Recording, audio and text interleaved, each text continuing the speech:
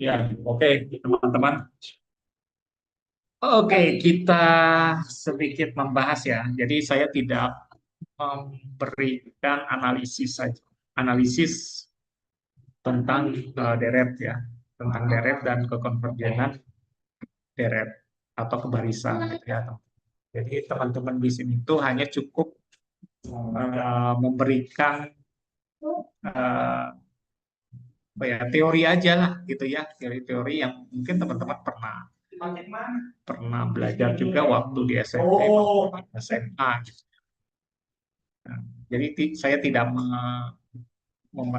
menyuruh teman-teman itu harus membuktikan rumusnya enggak gitu ya. Jadi ya seenggaknya teman-teman mengenal dulu gitu ya, apa yang dimaksud dengan konvergen itu seperti apa gitu ya, divergen itu seperti apa gitu ya teman-teman. Nah, mungkin kita langsung aja ya, istilahnya sambil mengingat memori dulu gitu ya teman-teman ya, sambil kita lihat seperti apa sih mengenai tentang pembelajaran barisan itu gitu ya teman-teman ya. Ya, saya coba ya. Oke, nah jadi kalau teman-teman buka, nah di sini tuh kan ada video pembelajaran sebenarnya sesuatu yang sederhana sih, nggak terlalu sulit kalau teman-teman baca dari sini gitu ya. Terus kita langsung ke materinya gitu ya. Nah, bagaimana kita belajar tekniknya untuk membuktikan. Nah, kalau tes diagnosanya saya yakin teman-teman juga istilah eh, teman-teman bisa mengisi gitu ya. Apa yang dimaksud dengan convergent divergent itu sebenarnya mudah gitu ya, teman-teman. Nah, ini mungkin saya akan coba pelan-pelan gitu ya. Jadi tidak terlalu cepat, tapi santai saja gitu ya, teman-teman. Jangan terlalu bagaimana gitu ya. Nah, jadi gini teman-teman. Jadi definisi barisan itu adalah di sini tuh ada pernyataan fungsi n. N itu tahu ya teman-teman ya. N itu adalah merupakan bilangan asli gitu ya. Yang ini ya. Ini tuh bilangan asli gitu ya. Nah, terus terhadap misalkan yang hasilnya itu adalah bilangan real. Jadi bilangan real itu tuh bukan bilangan flat. Jadi semua bilangan. Contoh misalkan, Pak ini tuh maksudnya apa? Kayak gitu ya istilahnya. Fungsi yang harusnya dimasukkan asalnya itu adalah merupakan bilangan asli. Nah, jadi kalau misalkan urutan, ya, urutan itu pasti gini ya teman-teman. U1 gitu ya, U1. U1 ya. Terus urutan kedua gitu kan. Urutan ketiga. Nah, jadi teman-teman di sini tuh bahwa kalau kita amati ya 1, 2, 3 itu adalah merupakan bilangan asli, betul ya teman-teman. Jadi U1, U2, U3 kalau kita lihat adalah di sini itu adalah merupakan urutan keberapa gitu maksudnya itu. Nah, urutan keberapa didefinisikan dengan menggunakan bilangan asli. Jadi urutan 1, urutan 2, urutan 3, urutan 4, urutan 5 dan seterusnya. Nah, untuk urutan 1 pasti ada nilainya gitu ya. Urutan 1 itu berapa gitu ya. Misalkan gini ya, urutan 1 itu 1,33 misalkan kan gitu ya. Nah, urutan 2 kan itu berapa ya? 1,67 667 gitu ya dan seterusnya gitu ya. Urutan 3 adalah urutan 1,9999. Nah, gitu ya. Jadi kalau misalkan teman-teman mengamati gitu ya, bahwa hasilnya itu bukan merupakan bilangan asli. Bisa saja asli ya, teman-temannya bisa asli, bisa juga tidak asli. Atau juga bukan asli, tapi juga bisa saja bilangan bulat. Bulat negatif, bilangan nol, atau bilangan apa. Jadi R itu adalah merupakan bilangan apapun ya, bilangan rasional ya, rasional ya, Q biasanya dengan lambang Q gitu ya. dengan bilangan irasional. Ini apa? Ya, jadi bilangan rasional dengan bilangan yang bukan rasional. Jadi untuk urutan hasil itu berapa saja, ya, asalkan dia merupakan bilangan real, itu ya teman-teman. Boleh nggak Pak kalau misalkan bahwa urutan satu kalau yang terjadi itu akar 2, misalkan gitu ya teman-teman. Terus ada akar 3, akar 4, apakah bisa terjadi seperti ini Pak? Bisa. 4 berapa? Gitu ya. Bisa. Jadi ini adalah merupakan bilangan irasional. Ya, bilangan irasional itu termasuk bagian dari bilangan real. Gitu teman-teman.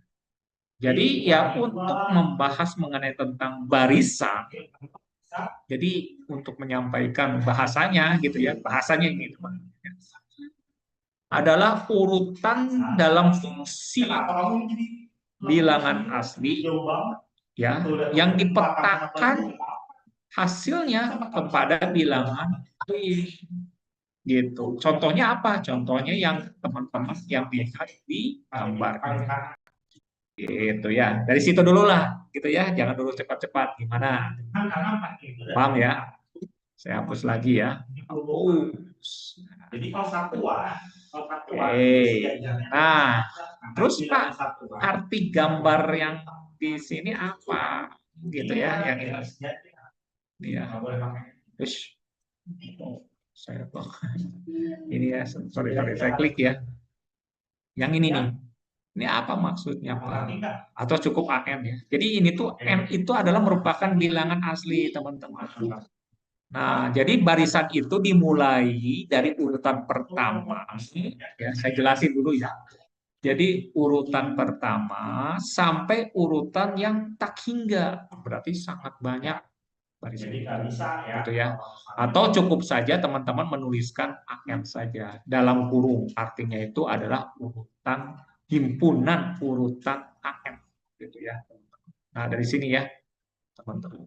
Oke, sampai situ teman-teman paham ya? Jadi tentang definisi menjelaskan mengenai tentang barisan. Itu ya. Nah, selanjutnya nih Pak, apa? Nah, ini kan kayak kita membedah seorang dokter ya. Kalau dokter kan pada manusia ya. Ini pada rumus ini kayaknya, pada definisi yang ada. Oke ya. Nah, sekarang kalau kita perhatikan di sini sambil kita sorry. Ini tuh ada literasinya ya, teman-teman ya. Jadi, apa sih maksud ini gitu ya. Nah, kita lihat ya. Kita satu-satu dulu gitu ya. Nah, contoh ini teman-teman, 1/n. Ya. Jadi ada 1/n, kalau bisa, ya inilah gitu ya, kelihatannya. Warnanya ada nggak ya? Ada ya, sebentar ya. Warnanya kuning aja ya. Nih, 1/n ya. Jadi ada barisan, ada 1/n. Jadi AN itu dari urutan pertama dulu, A1. A1 itu adalah 1/1. Gitu ya, 1/1. Nah, terus A2 itu adalah, ya sesuaikan. Rumusnya kan ini 1/n, berarti 1/2. Gitu ya. 1/2 ditambah, sorry, bukan ditambah ya. A3 berarti dia 1/3. Gitu ya, teman-teman. Oke. Nah, kalau teman-teman lihat di situ, gitu ya, lihat di sini, bahwa kalau kita urutan pertama itu adalah 1 dulu ya, itu misalkan saya kasih gambar kayak gini lah ceritanya ya, saya kasih gambar gini. Urutan yang pertama berarti di 1 dulu, oke, kita coba di 1, gitu ya, urutan 1. Terus kedua, berarti kedua itu di sini ya, setengah, berarti di sini. Nah, gitu ya, setengah. Nah, di sini ya, setengah. Terus kalau 3, jadi semakin ke sana itu semakin lebih kecil lagi gitu ya teman-teman ya. Nah, ini sepertiga di sinilah ceritanya ya. Seperempat, lebih kecil lagi gitu ya. Nah, sampai nilai terbesar tuh berapa di sini N-nya itu, misalkan sampai takiga gitu ya. Kalau takiga itu kan mendekati nilai nol, betul ya, teman-teman ya.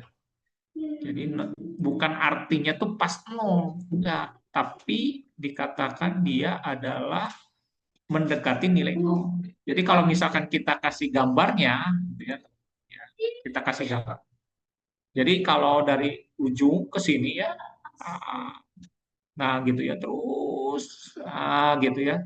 Dan dia itu tidak akan sampai merapat ke angka nol, tidak, gitu ya. Tapi dia menjelaskan bahwa 1/n kalau diteruskan itu semakin membesar, itu akan semakin mendekati angka 0, gitu ya. Maka ada yang dinamakan dengan monoton turun, gitu ya. Kalau kalau kita lihat dari grafiknya itu ada yang dinamakan dengan monoton, gitu ya. Nah, setengah juga sama. Setengah juga kalau misalkan kita lihat ya grafiknya, setengah, seperempat, seperdelapan juga istilahnya juga itu termasuk monoton turun. Kalau kita misalkan memetakan pakai grafik gitu ya. Sorry ya, saya minum dulu. Jadi kalau menurun ya itu ada namanya monoton turun gitu ya. Nah, terus kalau C itu konstanta. Jadi konstanta itu tidak turun, tidak naik, gitu ya. Nah, itu dia tetap tidak berubah. Itu yang dinamakan dengan constant, gitu ya, teman-teman. Terus bagaimana Pak kalau yang alternating, misalkan di sini min satu itu kalau misalkan min satu pangkat satu kan hasilnya min satu ya, teman-teman. Pastinya ya, min satu. Min satu dipangkatkan dua pasti sama dengan satu ya, teman-teman ya. Karena kalau kita dikalikan min satu kali satu adalah min satu kali min satu adalah satu kan gitu ya.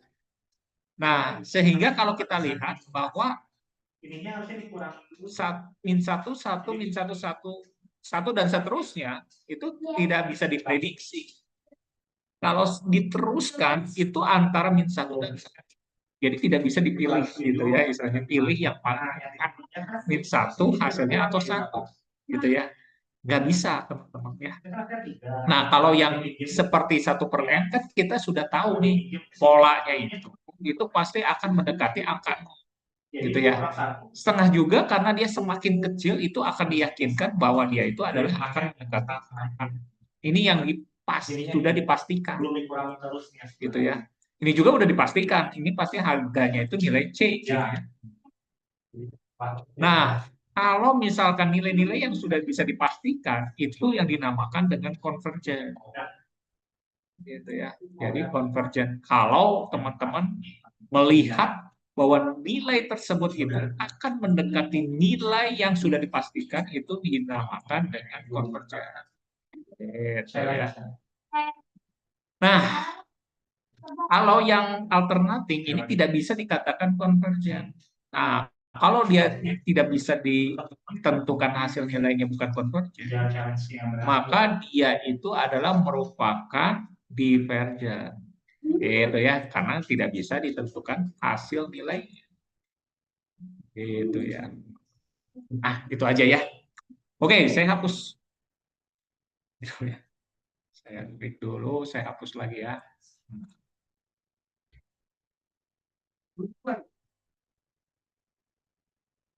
Satu menit. Oke.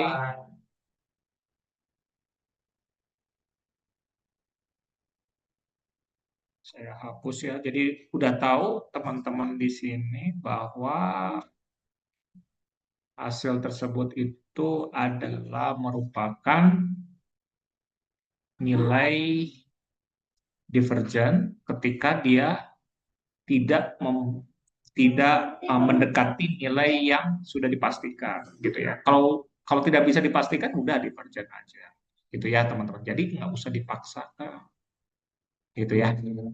Oke, selanjutnya nih. Nah, jadi nanti ada teknik penulisannya ya, teman-teman ya. Seperti apa gitu ya. Nah, ini sudah mungkin ini sifat-sifat konvergen gitu ya teman-teman. Apa ya? Aduh, ini luar biasa ya teman-teman ya. Nah, mungkin saya akan membahas langsung latihannya aja ya. Nah, kalau yang kenapa Pak nggak bahas ini dulu, Pak? Yang ini yang di atas ini gimana supaya saya jadi paham gitu ya istilahnya. Nah, untuk yang ini mungkin nanti akan ngikutin ketika kita akan coba menyelesaikan soal gitu ya. Jadi ini kapan ini bisa digunakan gitu ya teman-teman. Nah, nanti saya coba untuk teman-teman supaya lebih lebih real gitu ya, lebih nyata lah gitu ya. Mana nih ada soal terbatas ya. Ini jangan dulu sifat-sifat contoh. Contoh, nah contoh ini cara tekniknya ya teman-teman ya. Jadi ketika teman-teman disuruh membuktikan, coba teman-teman membuktikan bahwa limit, oh ini kan udah ya dari atas ya, mungkin jangan inilah. Ya. Nah yang ini ya, limit 2n tambah 1 dibagi n tambah 3 sama dengan 2. Oke, saya jelaskan ya. Oke, saya jelaskan.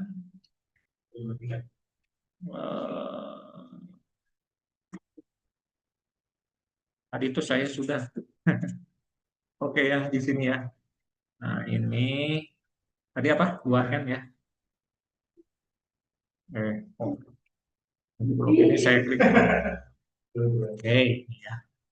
Tadi itu saya lupa lagi. 2n nanti di sini kan limit ya. Ini kita bedah satu-satu ya. Limit ya. Saya lupa lagi apa. Oh, nah ini. 2n tambah 1 dibagi n tambah 3. Nah, gitu ya. 2n tambah 1 dibagi n tambah 3. Nah, di mana n itu ya mendekati bilangan asli ya itu ya. Bilangan aslinya itu mendekati nilai yang sangat besar, artinya kan gitu ya, teman-teman. Nah, saya coba mengartikan ini, teman-teman. Jadi limit itu, ini kan sama dengan 2 ya. Jadi limit itu tuh adalah bukan nilai kepastian.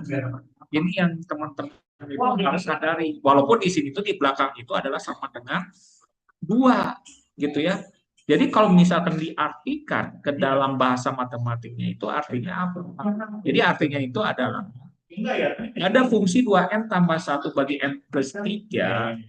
M-nya itu pada urutan sampai urutan yang terbesar, atau urutan terbesar itu sampai tak hingga gitu ya, paling besar gitu ya. Maka hasilnya itu mendekati nilai 2. Gitu ya teman-teman. Jadi ketika teman-teman memasuki nilai terbesar itu, maka dia itu akan menghasilkan nilai 2. Gitu ya teman-teman. Oke, caranya bagaimana nih Pak? Nah, saya sesuaikan dengan definisi gitu ya teman-teman. Atau sifat-sifat dari limit ya atau barisan. Jadi bukan kata saya gitu ya teman-teman ya. Jangan kata saya. Nanti kalau kata saya malah diprotes ya teman-teman ya. Oke, kita lihat di sini teman-teman. Di sini ini. Nah, ini ada teorema-teorema penting. Nah, gitu ya. Di sini ada teorema juga. Anggaplah teorema itu dianggapnya benar. Pak, udah dibuktikan? Ada nih ya. Sudah ada dibuktikan seperti ini. Nanti mungkin pembahasan berikutnya itu saya coba untuk menjelaskan. Nah, ini nih. Ya, definisi itu yang dari sini sebenarnya itu. Nah, kalau teman-teman lihat ya di sini ya, ada urutan AM. Nah, ini sini itu adalah limit M nilai yang terbesar sampai terbesar pada barisan M, maka dia akan mendekati nilai L. Ya, teman-teman ya. Jadi mendekati nilai terbesar akan mendapatkan hasilnya itu mendekati nilai L. Atau boleh ditulis juga adalah AM itu akan mendekati atau tanda panahnya itu menuju ke L. Tapi tidak tepat L ya teman-teman, tapi mendekat. Nah, ini yang harus teman-teman paham maksud dari definisi ini. Nah, ada dikatakan ini, jika epsilon itu apa, Pak? Nah, ini ya epsilon itu. Epsilon itu adalah nilai yang terkecil. Ya, nilai yang terkecil, sekecil mungkin, tapi tidak sama dengan nol. Dia harus positif, gitu ya. Jadi epsilon itu tuh nilai yang kecil sekali ya, nilai yang sangat kecil gitu ya, tapi dia merupakan bilangan positif. Gitu ya, teman-teman. Ini terkecil. Nah, terus terdapat M, ini ya M yang merupakan bilangan asli ya. Untuk setiap M gitu ya, setiap M itu misalkan lebih besar daripada N besar. Nah, mungkin teman-teman berpikir, kenapa Pak? Kok lebih besar N kecil ini? Itu kan merupakan bilangan asli, Pak. Tapi dia akan lebih besar daripada N. Ini artinya itu ketika N-nya itu adalah menuju bilangan yang paling terbesar. Gitu ya. Yang paling terbesar atau tak hingga. Gitu ya nilainya. Atau kalau bilangan asli coba teman-teman sebutkan bilangan yang paling terbesar. Mungkin nggak teman-teman mengatakan bahwa bilangan asli yang terbesar itu 1 juta. Nggak bisa ya teman-teman ya. Ada yang menyatakan 1.000.001. Nah itu yang terbesar dibandingkan 1 juta. Teman-teman menyebutkan nilai yang bilangan terbesar lagi 1 triliun gitu ya istilahnya itu. Tetapi teman-teman itu bisa mengatakan 1 triliun satu. Nah itu yang lebih besar daripada 1 triliun. Triliun. Nah, jadi artinya bahwa bilangan asli itu tidak bisa kita tentukan sebesar apa. Maka kita menggunakan bilangan tak hingga, gitu ya, tak hingga. Jadi kalau misalkan teman-teman teruskan sampai nilai terbesar, gitu ya, maka kalau misalkan kita selisihkan, maka dia akan lebih kecil lagi dibandingkan nilai yang terkecil, gitu ya. Terkecil. Nah, itu yang dinamakan dengan limit, teman-teman ya. Jadi limit itu tidak bisa ditentukan hasilnya itu dengan pasti nilainya. Gitu ya. Oke, sampai situ teman-teman ya. turun banget. Saya makan dulu ya. Nggak berhasil.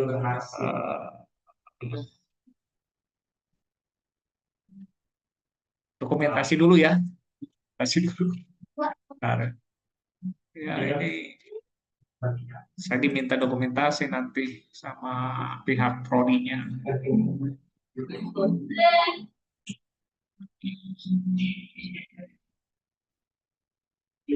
Oke.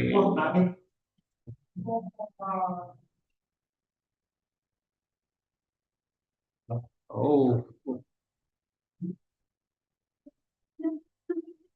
oke ya. Nggak apa-apa ya. Oke. Kemudian, ini ya. Ini dari sini ya. Saya hapus dulu. Ini yang saya hapus. Nah, sekarang kita ingin membuktikan bahwa 2N tambah 1 ditambah dengan 3 adalah sama dengan 2. Oke ya, gitu ya. Nah, sekarang kita coba ya, menggunakan definisi A. Nah, definisinya tadi itu adalah kalau ini,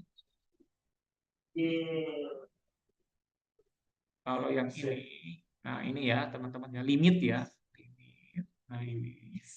Nah, itu artinya jika ada N gitu ya, yang lebih besar daripada N besar, ya, atau N besar ini itu adalah merupakan bilangan asli. Nah, ini adalah menyatakan dari N yang mendekati nilai tak hingga, gitu dulu. Ya, dipahami dulu aja ya. Ininya tuh arti N besar, ini tuh yang paling terbesar, gitu ya. Ya, yang ini jangan dulu inilah. Nah, ini ya. Jadi N yang paling terbesar sehingga katanya ya, sehingga di sini kita bisa menyatakan gitu ya bahwa 2N tambah satu. Nah, di sini ya, 2N tambah satu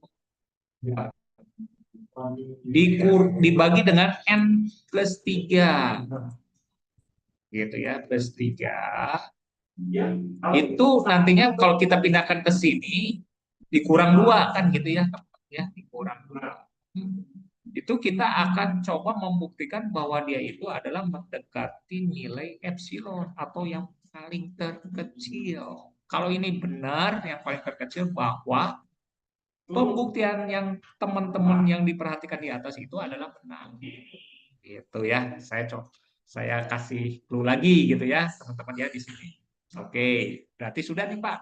Nah, terus kemudian apa? Nah, seperti biasa teman-teman untuk membuat seperti ini itu adalah menyamakan penyebutnya dulu kan gitu ya. Di sini kan anggaplah per satu dulu kan gitu ya. Per satu, maka di sini itu adalah n plus 3 kalau kita menyamakan penyebut itu bisa dengan menggunakan perkalian penyebut gitu ya. Langsung aja gitu ya.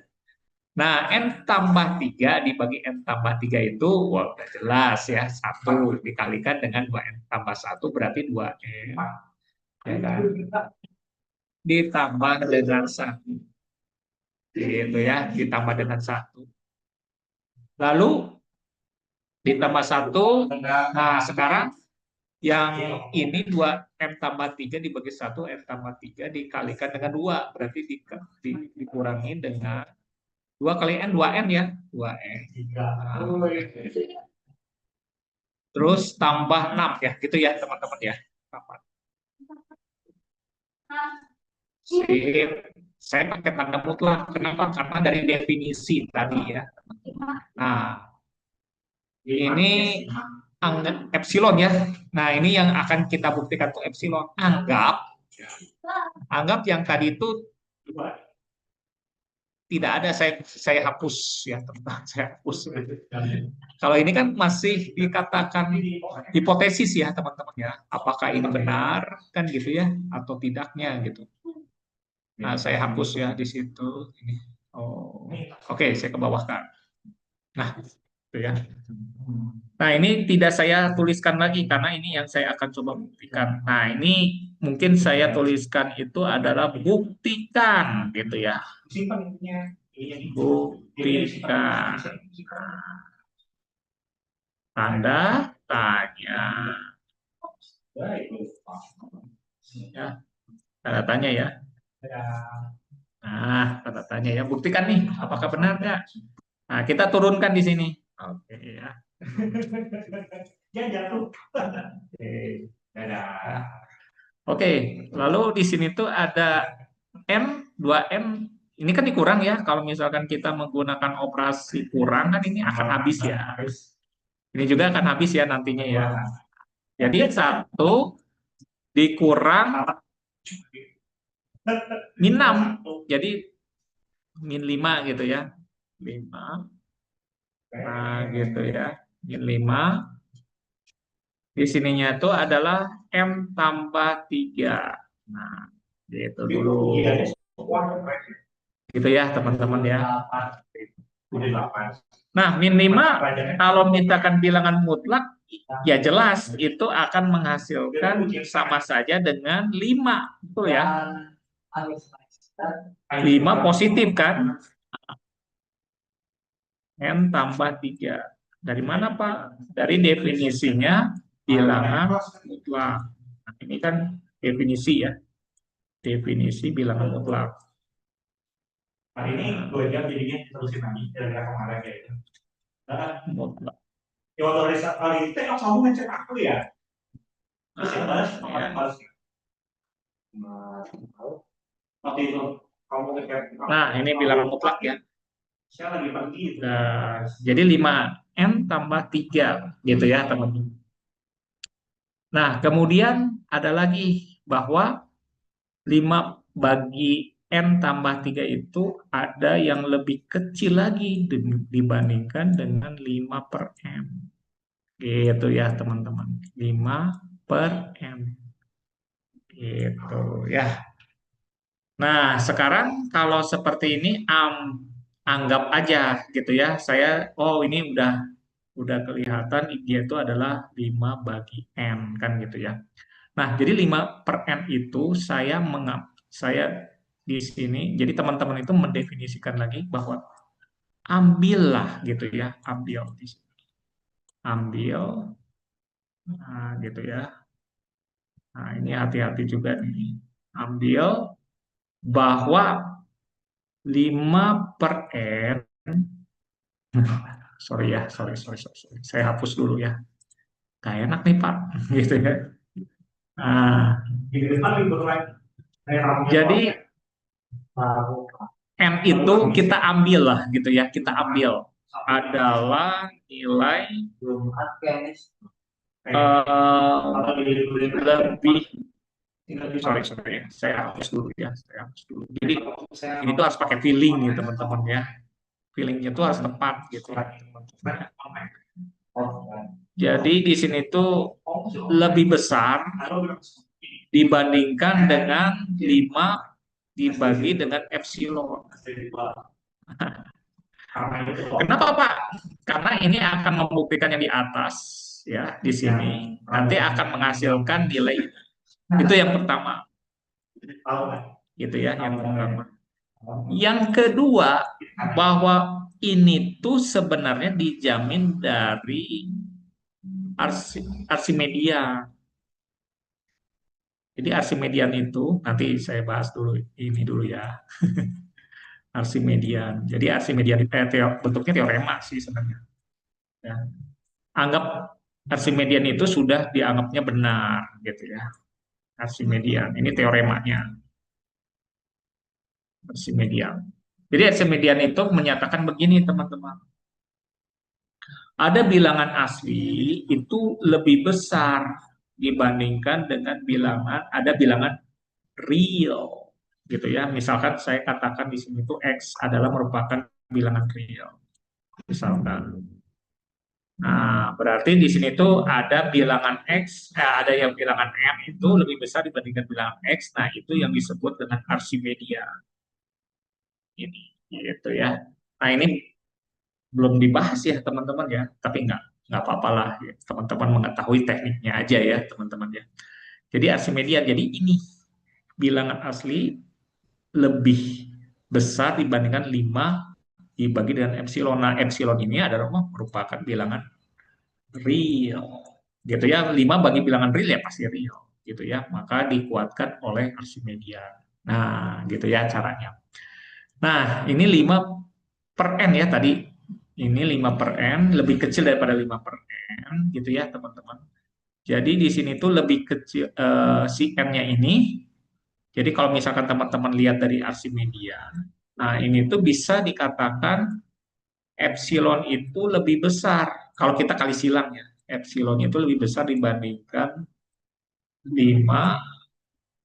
dibagi dengan N gitu. Dibagi dengan N. Maka 5 per N ini kan dia si epsilon lebih besar berarti dia lebih kecil daripada epsilon kan gitu ya teman-teman ya.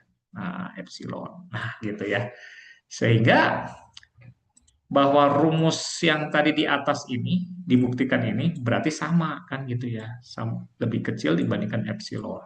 Nah ini gitu ya teman-teman. Maka lebih besar daripada epsilon, maka kita menyatakan bahwa 2n tambah satu ya di sini ya, bahwa 2n tambah satu ya, jadi bukan kata saya. Itu ada Archimedean juga, ada definisi bilang mutlak gitu ya teman-teman ya. Nah, bukan kata bahwa kebenaran saya ya. Jadi kebenaran dari eh, apa ya? Dari kesepakatan gitu ya. Jadi kesepakatan. Jadi kurang dua itu ya hasilnya itu ya lebih kecil daripada epsilon gitu ya. Nah, dari epsilon itu artinya bahwa limit n menuju tak hingga, berarti 2n tambah 1 dibagi n tambah 3 itu adalah sama dengan, ya, oke, sampai situ teman-teman ada yang mau ditanyakan? Wah, cukup mengasihkan. Oke, kita sampai jam berapa nih teman-teman? 4 menit, Sudah, Pak. sudah berapa? Gimana? Rehan, Rehan, gimana? Pak. Sudah habis atau belum? Sudah habis ya? Oke, langsung di mute. Oke, gitu ya teman-teman. Itu yang saya bisa sampaikan dulu. Nah, nanti dari di sini gitu ya teman-teman ya. Ada, ini kan ada latihan ya. Nah, ini ya teman-teman ya. Nah, coba teman-teman yang nomor satu, nomor dua, nah, coba dulu ya teman-teman ya. Terus kemudian satu dua dulu lah, nggak usah banyak-banyak gitu ya. Nomor satu dan dua nanti saya bahas yang tiga dan empat di eh, bulan depan, minggu depan gitu ya. Jadi dua soal nanti dikumpulkan, tugasnya ada di sini ya teman-teman. Ya, tekniknya itu kan bagaimana, yang mudah-mudahan teman-teman sudah paham yang saya maksudkan tadi gitu ya. Nanti bagian-bagian yang sulit nanti saya coba saya bahas diskusi di minggu depan. Nah, di sini ya nanti dimasukkan. Oke, itu saja teman-teman. Kalau tidak ada pertanyaan, ya segitu gitu ya. Ya, penting teman-teman paham cara membuktikan rumus itu gitu ya. Kalau nggak ada ya saya izin live ya teman-teman. Terima kasih semuanya ya. Terima kasih banyak Bapak. Ya, Terima sama-sama. kasih, Pak. Sama-sama. Oh ya, jangan lupa ya.